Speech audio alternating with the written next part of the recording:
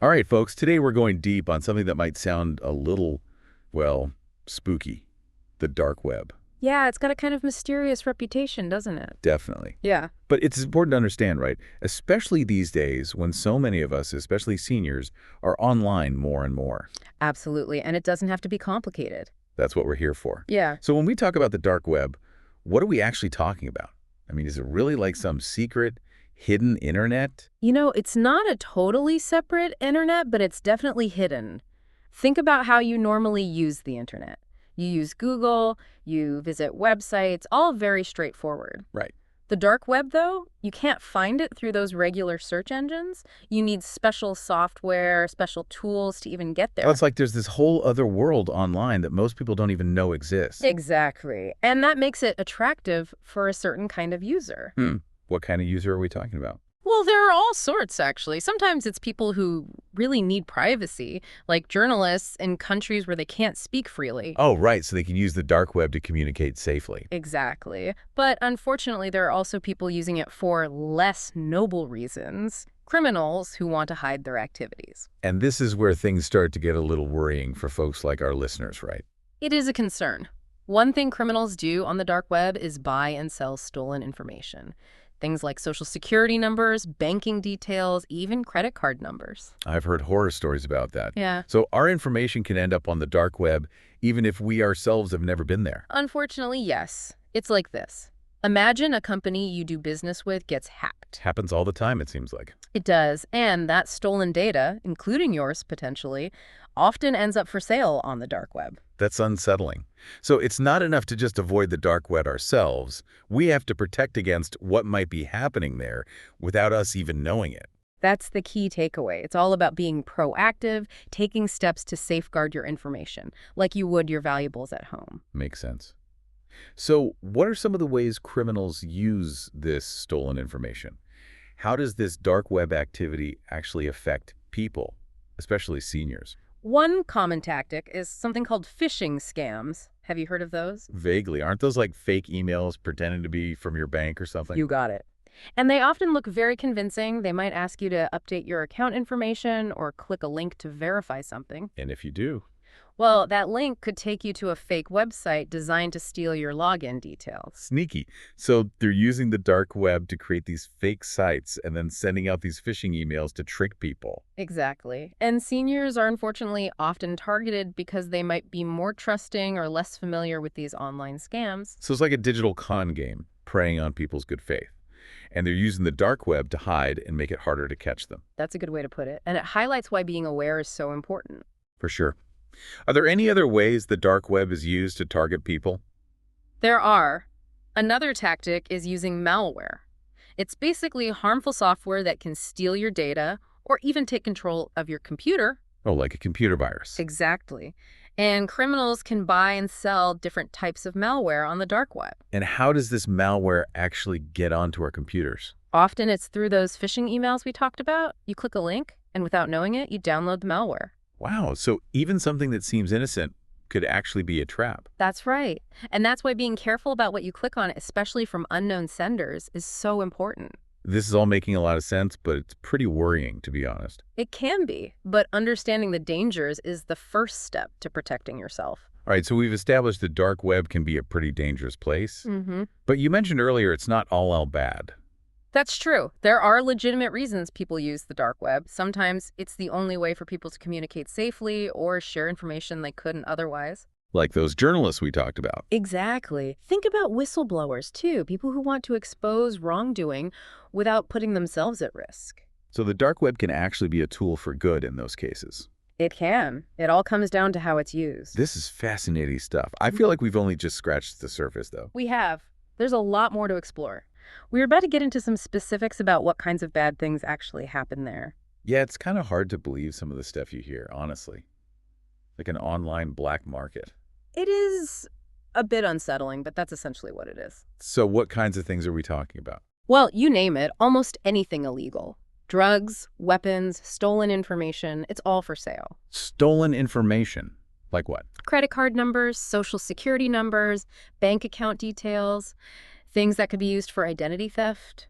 And this stuff is just readily available on the dark web. Unfortunately, yes. And it's often packaged up and sold in bulk. It can be thousands of people's information in one transaction. That's terrifying. It is. And it makes you realize how vulnerable we all are. You mentioned malware before. Is that kind of like a digital weapon that criminals buy and sell on the dark web? Exactly. They can buy and sell different types of malware. Some are designed to steal passwords, some to spy on your activity, some even to lock up your computer and demand a ransom. It sounds like something out of a movie. Is this stuff really that common? It is more common than you might think, and it's getting more sophisticated all the time. We've talked a lot about the dangers of the dark web, but earlier you said it wasn't all bad. There were legitimate uses for it too, right? Absolutely. And in some cases, it can be a force for good. Can you give us some examples? Sure. One important use is for whistleblowing. Imagine someone who works for a company that's doing something illegal or unethical. Right. They might be afraid to speak out publicly because they could lose their job or face retaliation. That makes sense. So they need a way to share information anonymously. Exactly. And that's where the dark web can come in. It provides a platform for whistleblowers to share information without revealing their identity. So it's like a digital shield for people who are trying to expose wrongdoing. That's a great way to put it. And it's not just for corporate whistleblowers. Journalists and activists also use the dark web to communicate securely and share sensitive information. Especially in countries where freedom of speech is restricted. Exactly. It can be a lifeline for people who are living under oppressive regimes. Wow. It's amazing how the same technology can be used for both such positive and negative purposes. It really is a double-edged sword. But I think what our listeners really want to know is how to protect themselves. Absolutely. And the good news is a lot of it comes down to basic online safety practices. So it's not like we need a whole separate set of rules just for the dark web. No, the same principles apply. Strong passwords, for example. Passwords. Always a pain. I know, right? But they're your first line of defense. Think of it like this. You wouldn't use the same key for every lock in your house, would you? That's a good analogy. Each account should have its own unique, strong password. Uppercase, lowercase, numbers, symbols, the whole works. And what about those password managers I hear about? Those can be really helpful, especially if you have a lot of accounts to manage. They basically store all your passwords securely, so you only need to remember one master password. Sounds like a good idea, especially for us seniors who might have a harder time remembering all those different passwords. Exactly. Anything that makes it easier to stay safe online is a win. So strong passwords, password managers. What else? Being cautious about what you click on is crucial. Don't open emails from senders you don't recognize. And be wary of links, even if they seem to be from someone you know. You're talking about those phishing scams again, right? Right. Because those fake emails can be really convincing. They might look like they're from your bank or a company you trust. So how can we tell the difference? What are the red flags? Always double-check the sender's email address, look for misspellings or anything that seems off, and if you're ever unsure, contact the organization directly through their official website or phone number. Better safe than sorry, right? Exactly. And don't forget to keep your software updated. I know. Those updates can be annoying. They can be, but they often include important security patches that protect you from the latest threats. So those updates are really like a booster shot for our computers. That's a great way to think about it.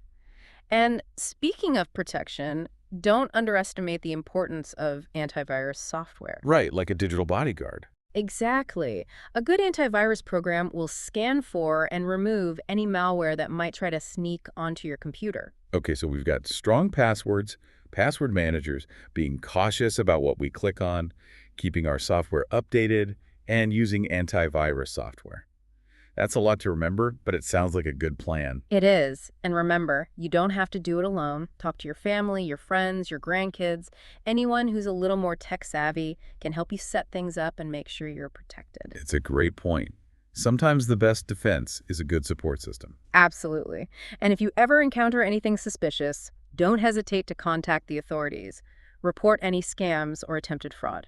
This has been so informative. I think we've all learned a lot today about this mysterious dark web. I hope so. It's a complex topic, but knowledge is power, as they say. Absolutely. And I think we've all gained a bit more power today. I agree. It's been great to be here, and I hope everyone listening feels a little more confident about staying safe online. Well, that's what we're here for, to empower our listeners with knowledge and information.